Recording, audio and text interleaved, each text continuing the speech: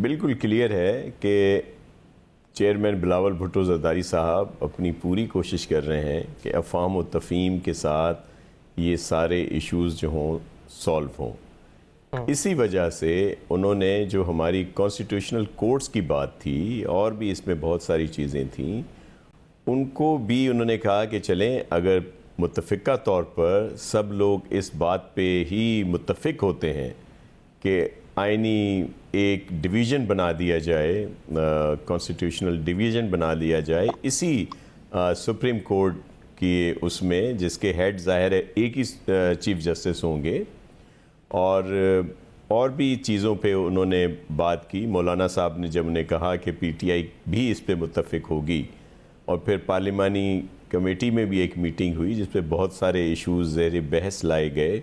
اور جس پہ کہا گیا کہ یہ سب لوگوں کا ایک متفقہ ہوگا، اور جس طرح آج مولانا صاحب نے خود کہا ہے کہ وہ اپنا جو ان کے پوائنٹس ہیں اسی کو اگر اجلاس ہوتا ہے تو وہ اس میں لائیں گے، اور چیئرمین صاحب نے بھی یہی بات کی۔ اصل یہ جو اس وقت تک یہ ساری چیزیں رکی ہوئی ہیں، آپ کے بھی علم میں ہیں، اب کوئی یہ ایسی کہانی نہیں ہے کہ جو سامنے نہ آئے۔ پنجوتا صاحب میرے بڑے محترم ہیں، اور جس طرح انہوں نے خود کہا